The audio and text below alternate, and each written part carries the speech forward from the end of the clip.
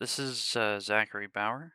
Uh, my presentation is Between the World and Me by Ta-Nehisi Coates. Um, Summary of the book. Uh, on the occasion of his son's 15th birthday, Coates wrote the book to prepare his son for being a black person in America. He relates his personal experience, what the history is learned, and brutally honest language to get across the message. This world will try to take your body. I don't want you to be scared. I want you to be aware of it so you can make your own peace with it.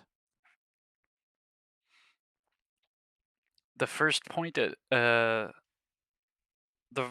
first point I want to mention that the book makes is the American tradition. Here's what I'd like for you to know. In America, it is traditional to destroy the black body. It is heritage. Coates makes the astute observation that racism and discrimination's been around since the birth of our nation. Uh, Especially in the South, uh, racism, dominance over slaves, over black people, was the great equalizer. Um,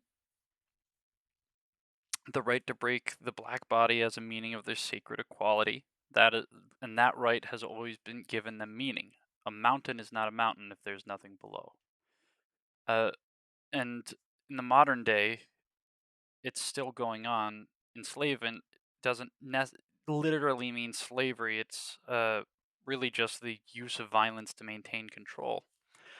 All you need to understand is that the officer carries with him the power of the American state and the weight of an American legacy, and they necessitate that of the bodies destroyed every year, that some wild and disproportionate number of them will be black. Um, and he mentions that it was real in 1776, it was real in the Civil War, and it will be real now. That the destruction of the black body is a part of the American legacy. And sort of on the same idea is the segregated American dream. This is the foundation of the dream. Its adherents must not just believe in it, but believe that it is just, believe that their possession of the dream is the natural result of grit, honor, and good works.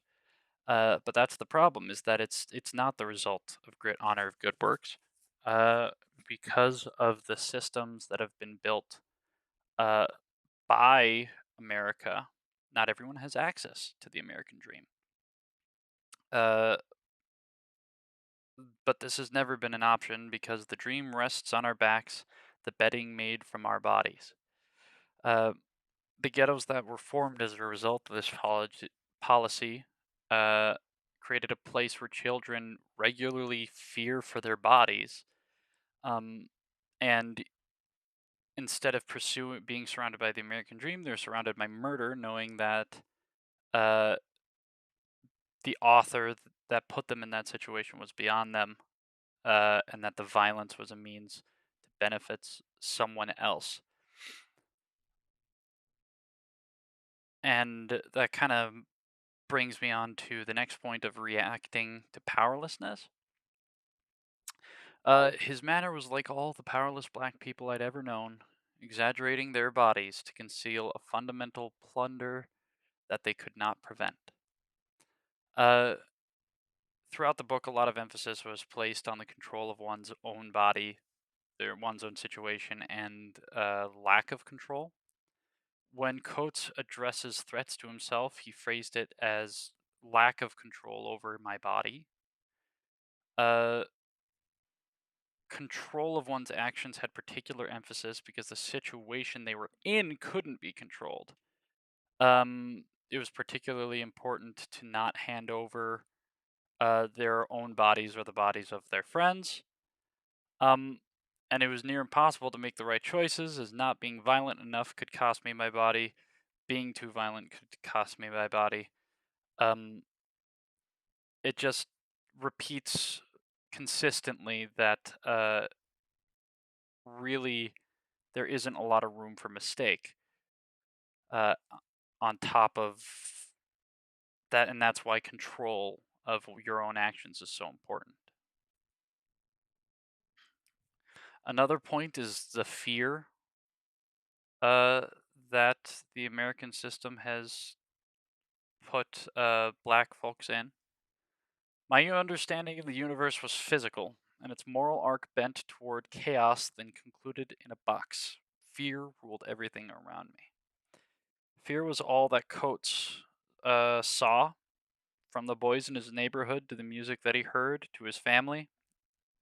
Everyone had lost a child somehow, and now they were gone, and their legacy was a great fear. Uh, Coates's father said either I can beat him or the police, which he understood as the obsessive need to protect one's child from a world that could kill them with no reason and no recourse. Uh, which fear just motivates a lot of the culture in ghettos because they're fighting for their lives. They're worried about the right thing to do, the wrong thing to do with their peers, with the police, with their children, because any day could be their last because of the situation they were put in, a situation that they couldn't control. Another point is that intentions don't matter. But a society that protects some people through a safety net, but can only protect you with the club of criminal justice, has either failed at enforcing its good intentions or has succeeded at something much darker. Intention doesn't matter in the face of reality. If someone's dead, it does not matter if the destruction is the result of an unfortunate overreaction, a misunderstanding, a foolish policy. Abusers and apologists can say they meant well, but the point of this language of intention and personal responsibility is broad exoneration. There should be a there should be a quotes there. But the point of this language is exoneration for the past mistakes of America. Uh, the idea being that if they say we meant well, well, then oh, we tried. You know, sorry if the American system, uh, you know, killed and tortured millions of black people. Uh, but we're better now. They're not, but they use that as an excuse to ignore the problem. Uh, one thing that really, or another point that he made was he held, or Coates held some animosity towards schools. Um, if the streets shackled my right leg, the schools shackled my left. Fail to comprehend the streets, and you gave up your body now, but fail to comprehend the schools, and you gave up your body later.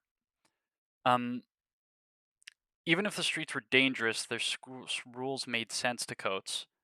Uh, but schools would enforce rote discipline for its own sake, uh, which left Coates asking, "Why precisely was I sitting in this classroom?"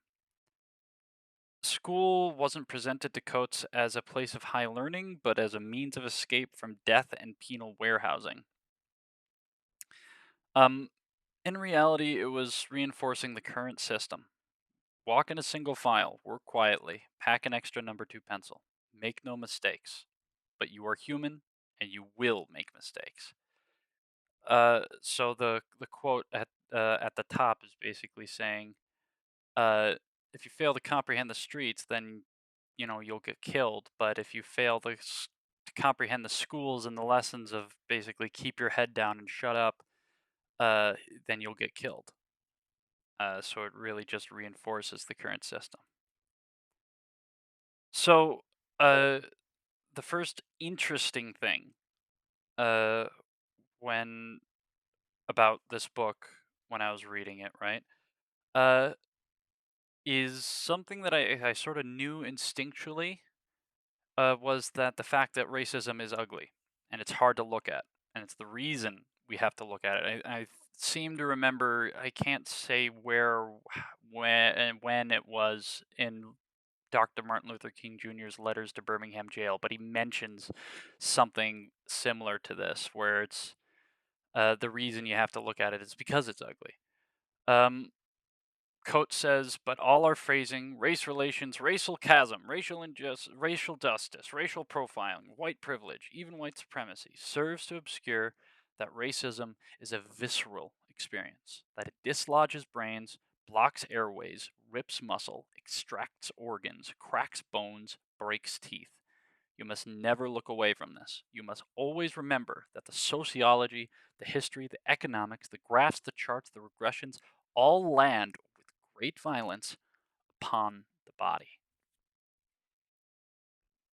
Another interesting thing was towards the end of the book, Coates connected uh, sort of the oppression that white America has put onto uh, other races, and he sort of equated it to uh, what's happening to the planet because it's that same sense of superiority of plunder. Once the dream's parameters were caged by technology and by the limits of horsepower and wind, but the dreamers have improved themselves. And the damming of seas for voltage, the extraction of coal, the transmuting of oil into food have enabled an expansion in plunder with no known precedent. And the methods of transport through these new subdivisions across the sprawl is the automobile, the noose around the neck of the earth, and ultimately the dreamers themselves. So, I, I, it makes a lot of sense to me that the same mindset that would enable uh, racism would also enable this a similar abuse of the planet. Um, how this book influenced me is that this book really just reinforced the feelings I had towards my students. Um, I was actually motivated to write a letter to Coates. Uh, I don't know if he'll get it. It was really to his publisher. But in the interests of time, this is where you can uh, click off if you don't want to listen to it. But I will read the letter so you can kind of get uh, what I mean by it influenced my feelings towards my students. And then obviously, this is the references for the books. Okay, my letter. Hello, my name is Zachary Bauer. I teach 6th through 8th grade social studies at Star of the North Academy in East Bethel, Minnesota. I would like to invite Ta-Nehisi Coates to speak at my school. I have no money or publicity to offer. Our middle school had a total of just 55 students last year. I'm asking this as sort of out of a desperate hope. If Mr. Coates cannot speak at my school, it would be a boon if you would pass this email on to him. Despite what demographics might have you assume, my student population is all Middle Eastern or African Muslims. They are all either immigrants or first generation, as are their parents, as are most of my coworkers. I am one of 2 white teachers in the district. We have a sister school about 35 minutes away. I was raised by my conservative Catholic father and schooled during the War on Terror, and for many years I believed in the American dream as Ta-Nehisi Coates described it, and I was raised to believe I was quote unquote white. The only fear I had ever known was a fear of the world, a distrust of people, really, that my father tried to instill in me. As I matured into an adult, through education, I have attempted to break that fear. I have been blessed to teach my students for 2 years now. On Culture Day, the halls explode with vibrant colors and dress from so many different regions and nations that my students proudly display. They are thoroughly disappointed when they see I am dressed as I always am, in dressed pants and a button up shirt. When my students inevitably ask me why I didn't dress up, my answer is always the same. My family history can be traced to the first German settlers in Minnesota. My culture is American because my family has been American trademarked since 1850. All this to say, I recognize the 2 worlds my students and I come from are completely different. This was made all the more apparent when my students feel the need to confide in me, sometimes privately and sometimes as a class, the racial trauma that they've already experienced in their short lives. They tell me of the dirty looks they get when walking through the grocery store, the heckles for them to, quote, take the towels off their head, end quote, the drive by yells to go back to your country, even though the country is most of or all they have ever known. They tell me of the frustration and the fear when ICE agents are about. They tell me they don't like living in the United States, or that they wish they could hurt the people and the government who hurt them with no cause. I try to convince my students that the United States was built by immigrants and people of color, and that they can make a change. That the only people who are un American are the ones accosting my students in their stories, as the Constitution explicitly defends the right to be who you want and the right to be from anywhere. I urge my kids to take action peacefully, as Dr. Martin Luther King Jr. did, because though they are justified in their indignation, to give in to violence is to feed into the perceptions that they are somehow dangerous. That the only way to make lasting change is through peaceful action, as nearly every revolution in our nation that has occurred since 1865 has been. I like to point to Representative Ilhan Omar or Mayor Zohran Mamdani as proof and as role models. I present myself as the calm adult in the room. I lie. I lie that though the United States was built by immigrants, it was done so at their expense and in such a way as to perpetuate their subservience. I lie that the Constitution defends their rights because the government refuses to. I lie that I am calm. In truth, I am engulfed in fear and blood boiling fury. I rage at the world for harming my students, mere babies. I rage at my own ability to not relieve their pain. I fear for the safety of my students and their families. Most of all, I fear that no amount of education can bridge the experience I lack in order to guide them in a world hostile to their bodies, their religion, and their origins. I read Between the World and Me. In its words, I found the same trauma, pain, and strength that I found in my students. That is why I ask for your help today. I don't know how to guide my students yet, but I would like to learn. Sincerely, Zachary Bauer.